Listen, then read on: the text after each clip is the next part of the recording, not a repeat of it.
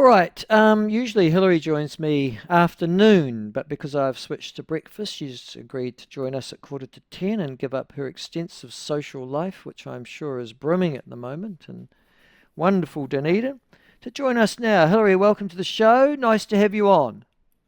Good morning, Michael. What's it like getting up this early in the morning for somebody of your laid-back ilk? Proclivities of not being a morning person. Yes. You're not a It's not morning just person. getting up, it's that I have to get, ready Respectable. for you. Yes, I know. Yes. You've got to put Yes. some makeup on, put some lippy. Exactly. Hey, listen, Exactly.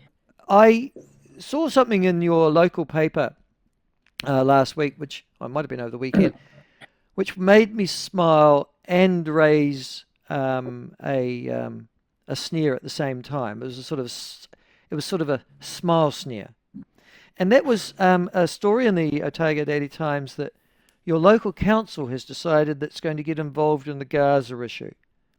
What the hell is the story about that? Yes. And I've been wondering, two things are happening at the same time that I don't know whether they're related.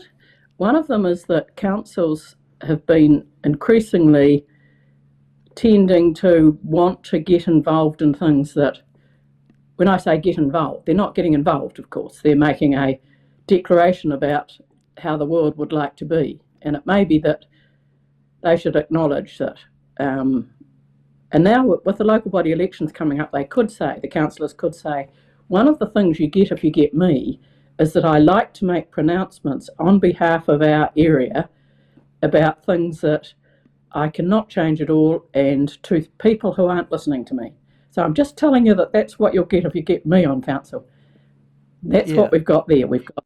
And they've also done things like nuclear-free Gore or whatever it is, and I don't know where the Yeah. Gore is, but whatever. Yeah. And Yeah. they've declared climate change emergencies and Yeah. That's the all old one. sorts of Yeah. all sorts of things. And it's sort of almost like they're desperate to look for things that absolutely we can't affect. Yeah. And it took me to looking up the Local Government Act. And the Local Government Act tells you can do all sorts of things because councils now have the so-called power of general competence, which means they're allowed to do things that they aren't just sticking to their knitting sort of things. But they're supposed to do things on behalf of their community. So I Yes, can't really and the Pacific example that I raised, and you're quite right about the general issue, but the specific one was that a Dunedin City Councillor, I think who is a former deputy mayor actually of Dunedin, once is urging her colleagues at the Dunedin City Council to impose sanctions against Israel. I mean, for God's sake, like, don't worry about the double-digit rate rise you're going to have. Don't worry about the fact that Dunedin is in the doldrums economically. Don't worry about the fact that university isn't achieving quite the way it might, or any of the other things that affect your people. Let's go and worry about imposing sanctions against some other country. It wouldn't matter what that country was. I imagine it'll be against the United States soon because Donald Trump's the president. I mean, Well, what's the back matter in the with these day, people? when she was on the community board, it's much better because community boards don't do much of this. And when she was on the community board, she argued about the safety of children crossing Portobello Road and the cycle track Yep. round Yep. the harbour and things. Very appropriate community board things, you might think. And you might look Absolutely. at her then and think, I'll vote for that lady. She's here for the community and she's here for the wee kiddies and looking after them and safety first, if you can save one life, all the rest of that stuff. That would have been what you thought you were going to vote for when you voted for onto the city council. Now she's on the city council, off she goes on this, and as I say, now's the time for councillors to put up their hand and say, I'm this sort Yeah. of person. Yeah. And at the same time, the other point. thing that sort of you can look at it against, if you like, is a lot of councils, I don't know whether they all do, but do a residents' opinion survey of one description or another. And so recently Queenstown Lakes has done one asking what they thought of the council or the councillors or how it was all going. And I think they got an approval rate of something like 17%. Do you It's recall that extraordinary. or something? It would have Yeah. been. Yeah. Yeah. And so here's here's people saying, So we approve of you 83% that amount. don't, yeah. And Yeah, and so is it that I take your point. So councillors who, you're conflating these two issues. You're saying local government like Queenstown, 5 out of 6 or 4 out of 5 people don't think you're doing a very good job. Instead of sticking to the knitting, people like in Dunedin, which probably have a similar rating, I would imagine, yeah, decide that they're going to do everything except look after their own.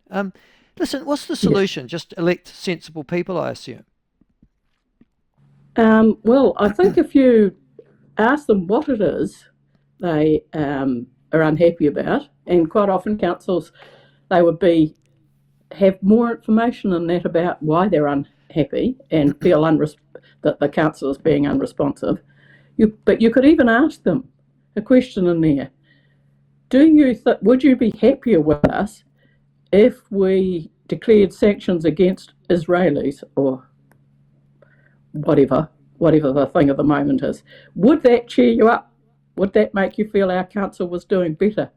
And I would think that 17% would turn into 3% of people or something might actually support council In if they were Dunedin, doing I'm that not sort of thing. sure, but I take your point. Listen, I was just thinking about the things that we councils do. So you've got the Israel, boycott Israel. You've got the GE free. We're a GE free council. My stupid council had a nuclear free policy. Yeah, like we were going to be siting nuclear weapons in Yes, Wanganui. What other ones are there? I like. Oh, I'm waiting for the Te Tiriti led council one. That'll have to be the next one, wouldn't it? Like your university. yes, yes. Well, and you won't have seen some of the people who might watch this might have seen it, but there's an ad for the Otago University which has the banana split as its Oh yes, logo. that's right. They've changed the logo. Yeah. And it is just the most cringeworthy ad, and I don't know who chose the music or whatever. And all you can say is that this significant increase in comms people around the place has not improved the selling things like Otago University. No, fair enough too. So that's part of So if there are problems in Dunedin, well, there's problems everywhere, but they are not to do with whether we're sanctioning Israelis or other equivalent things. And it is more reasonable to be saying things like hospital services, or those are things that do Can I ask concern you us. this question? These ideas are coming from a series of elected officials, mostly of whom a green tinge or a left tinge, or but they're sitting around the council's elected members. I guess the question I'm asking is what I've seen is more of those sorts of people coming into local government over the last 10 or 20 years. All right, they're getting elected everywhere. There used to be a sort of common sense filter. Oh, they'd never get elected because they're too crazy. But now they're getting elected. Is the reason they're getting elected because they're in tune with a sort of a left-leaning sort of green move of local bodies, Yeah. of local officials, or is it this, that nobody stands for council anymore because it's relatively poorly paid and because there are so many bloody meetings you've got to and the council staff are running the show anyhow, that all the people that used to be sensible don't stand at all? Is that the real reason why we've got all these loonies running the show now? I think it's a combination, but I think a significant part is that people don't want to risk their own investment and standing for elections, and the people who will support them and run their campaign for them are the Green Party, for example. So the people who would end will, up, with all due respect to them, in a better paid job than they'd be able to go in local government than they'd be able to go and get one in the private sector because, well, they've never worked in the private sector to start with, most of them. well, not only that, but if you look at who the Green Party might choose as candidates for local elections, the people that they choose might seem absolutely mainstream and normal to them compared with some of the people that they've found themselves with in head office, as On it Parliament, were, yes, well, in that's Wellington. true. So, Mind you, same observation. It's still the best paid job any of those people will ever have in their lives, Hilary.